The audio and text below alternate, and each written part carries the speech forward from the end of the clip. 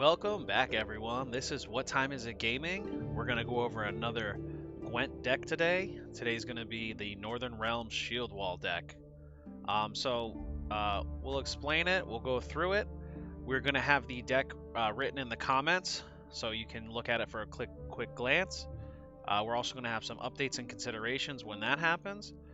Please watch the video, enjoy, subscribe, like, and hit the bell for notification. Now, the Northern Realms is a popular faction used in the game.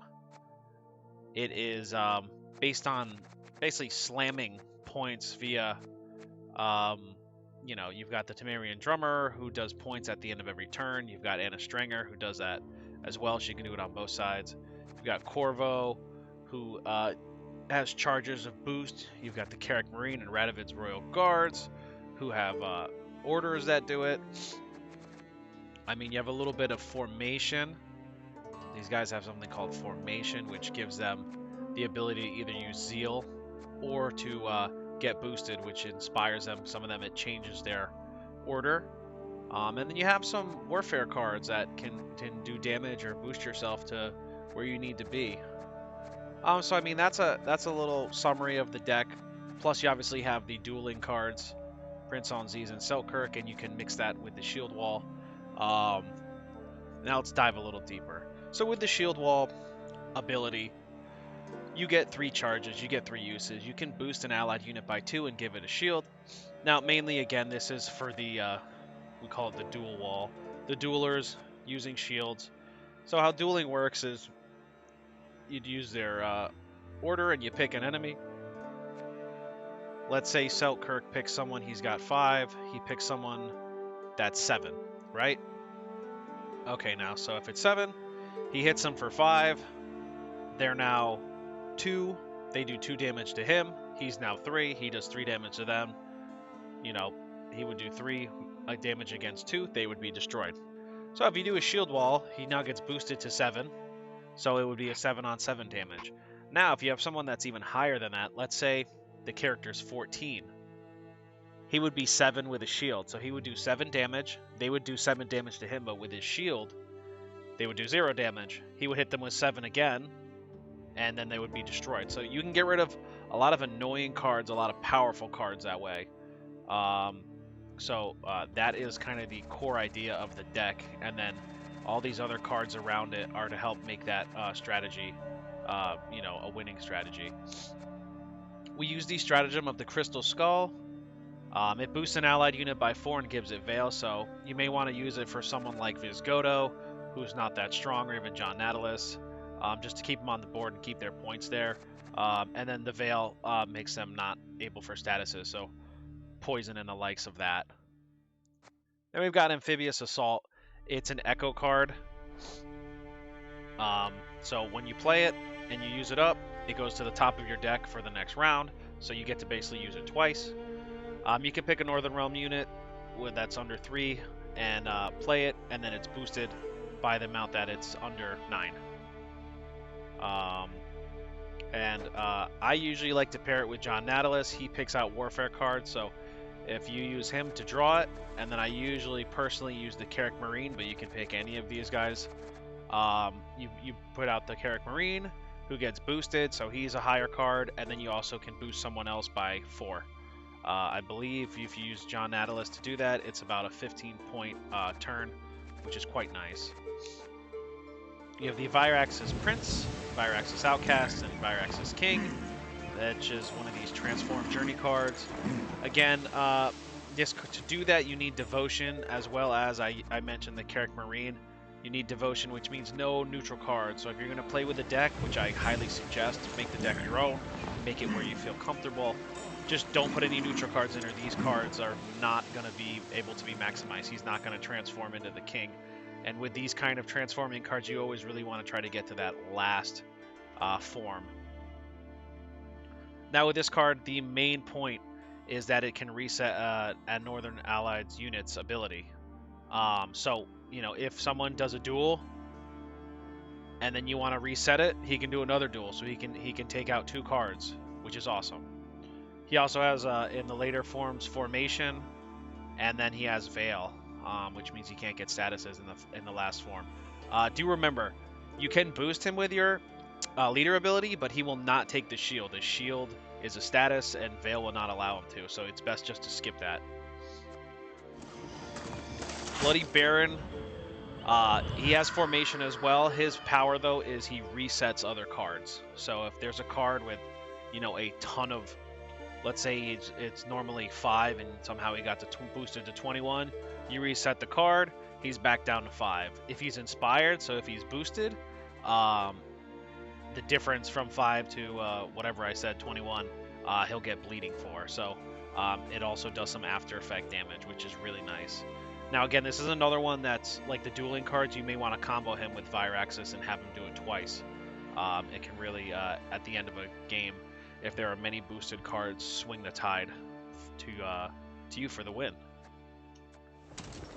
Prince Anseis is one of the dueling cards. He's got formation. He automatically will do damage, 4 damage against an enemy. That's his order. But if you boost him, get him inspired, he will duel an enemy, and that's where you can really do some damage. Don't forget these cards with formation. If you play them in the melee range, they get Zeal, so they can do their order immediately. In the ranged area, they get +1, so they will automatically be inspired if you make it to the next turn with them. Queen Adalia is nice. She's not too powerful, but she spawns and plays a base copy of a Northern Realms card and gives it a shield. So, I mean, favorites to combo with her, like the Kerack Frigate, the Drummer, the Infantryman, Radovid, or Kerack Marine. It depends on what you're doing for your strategy, but a lot of these cards can push out a lot of points or do damage, such as the infantry. Then we have Donomir of Troy, who's a fan favorite when it comes to the Northern Realms faction. Not only is he a 7 power, so he's high, he's got 2 armor, he's also got a shield. And he is a defender. So if you're trying to block any cards, I would say pair him well with Vysogota, who's weak and people are going to try to get rid of. You know, he's the only one that they can attack in that range.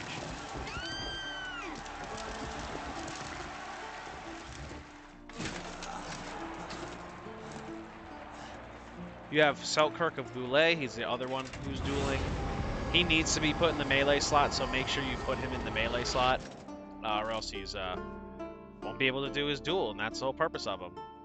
Again, don't forget, check out what the situation is. Boost him if needed. Give him a shield if needed. He'll definitely come in handy. We just kind of talked about Vysogota, but basically he needs to be in the ranged area. He gets charges every time you or your opponent plays, and each time you have a charge, each charge is 1 boost for an enemy. Excuse me, for you can do it for an enemy for a unit. And he also has Zeal, so he can do it right off the bat. But as you can see, he's level 3, power 3. So I mean, your enemy is going to try everything from you know, cards to destroy him, cards to capture him, cards to lock him.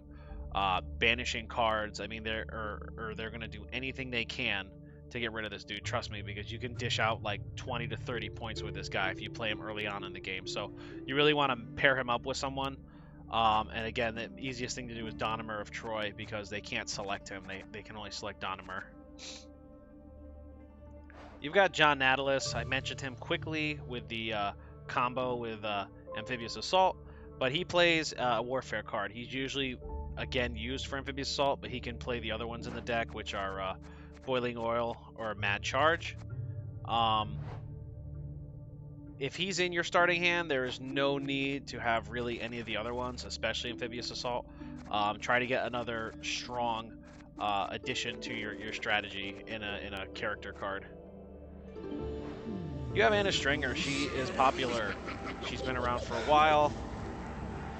You have person to your right gets boosted by 1. If she is boosted herself, person to the left is boosted by 1. So you get a +2 every turn. It's really nice, really simple, but it can definitely, again, over time, change the tide of battle. You've got Margarita Laux-Antille. She has Zeal, which is nice, so when you play her, you can use your order, which is to lock an enemy. So she's in here because she's got her 6 power, Plus, if you can lock out an enemy, you can always screw up your enemy's strategy, and that's what you want to do. You want to lock them up while you keep flourishing. Then we've got the Kerack Frigate, one of the favorites, one of my favorites. I will put this caution ahead of you, though. Watch out when you're playing this card. Make sure you know which row you're putting it in and why, because you can get a lot of these volunteer spawned, and if you take up too many spots, know that each row has 9. You will not have space for someone who is row locked, such as Seltkirk in melee or Vysogota in ranged. And if you can't play them in their actual area that they need, they're not going to help you out at all. They're just going to be like dead weight. But anyway, this card is awesome. When it's put down, you can order a volunteer. The volunteers always go to the right, and they are soldiers. So to have the ability refresh every time, you need 2 soldiers around it, a crew. So just play one of your soldier cards to the left, and the volunteers will always be on the right, and this thing will just keep refreshing. You'll keep getting the volunteer. So 2, 4, 8, maybe you'll get 8, 10 of these guys on there, and it'd be real nice to, you know, push yourself over the edge for that round. You got Boiling Oil, which is another fan favorite warfare card of the Northern Realms. It damages an enemy by 5. It purifies adjacent units if it kills the person. So there's multiple ways to do this. You can get rid of a card. You can get rid of a card and purify another card that's giving you an issue. Just use it wisely and remember that it purifies adjacent units. It's really important. Temerian Drummer is another important card. Like Strenger, it boosts a card to the right. There are 2 of these in this deck, and you usually want to pair him with something like Tridam Infantry. Anyone that boosts, this card's great because it takes it'll take a boost and damage a random enemy. So you're boosting yourself and you're getting rid of some of their power at the same time. We have Mad Charge, which is our last warfare card. You boost an allied unit by 4 and you give it 2 armor. If you control a knight, it gives it vitality for 3 turns. That's nice, but not always needed. This is really the one that can push you over the edge, whether you need to save a unit, you need to push yourself over the edge for your final turn. If you do use the vitality, remember it does need 3 turns to actually take effect because it's +1 per turn. We have the Siege Support. Not always used, but I love this card. Put him in the melee range, you get to add a charge, so you can add a charge to Vysogota kind of thing. If you put him in the range, you boost an ally. That's usually where I use him. And mostly he's there for his order, which he gives zeal. So if you play someone, especially a card like, let's say Seltkirk, who's going to be obviously eyed to be destroyed. They want to get rid of him because he's going to try to destroy one of their cards. You can play right off the rip, right off the bat in the beginning, and damage one of their cards. Or destroy one of their cards. Now we have the ever-famous Tridam Infantry. So again, this card receives a boost and then damages an enemy unit. So he gets +1, they get -1. So it's a 2-point swing. It's awesome. This card is kind of the base of all Northern Realm decks. But, you know, he's good at also being a psych out too.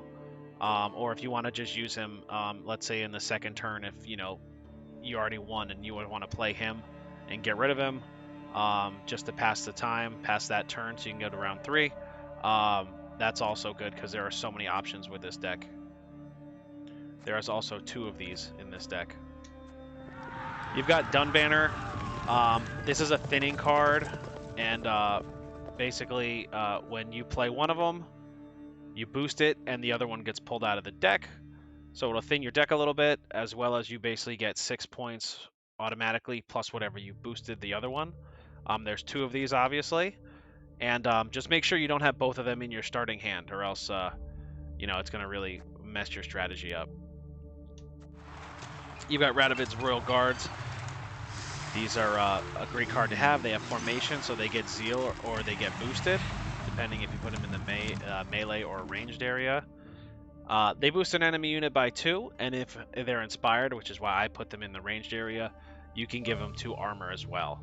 There's 2 of these, and their boosting and giving things armor can really change how things happen. So these are really good for like John Natalis or Vysogota if they're small, or you can even, if you don't have any more shields for your dueling units, you can do this because the 2 armor as well will help take the damage away when they get the return fire. And finally, I mentioned the Kerack Marines are awesome. I love them. You have Zeal, so you can automatically, when you play them, do their order. But they also boost a unit by 4. So I mean, there's 2 of these. I mean, they're level 3. You're doing 4. Basically, it's 7 every time you play one of these. That's why I like using them with Queen Adalia as well, because it also gets a shield and you can boost it. So this is one of my favorite cards in the Northern Realms. Probably my favorite card in this deck. Now, that is the Northern Realms Shieldwall Deck. It's really fun to play with. There's a whole bunch of ways that you can win, and you can use these cards per turn. So let us know in the comments. Try it out. If you want to switch it out a little bit with some other cards, let us know what you've tried. Again, I will have the deck in the comments below. I will update it when they update the game, and I'll give you other considerations that are popular as well. One more time, please subscribe, please like the video, please hit the notification bell. And everyone, as always, what time is it? It's game time. Go have fun gaming.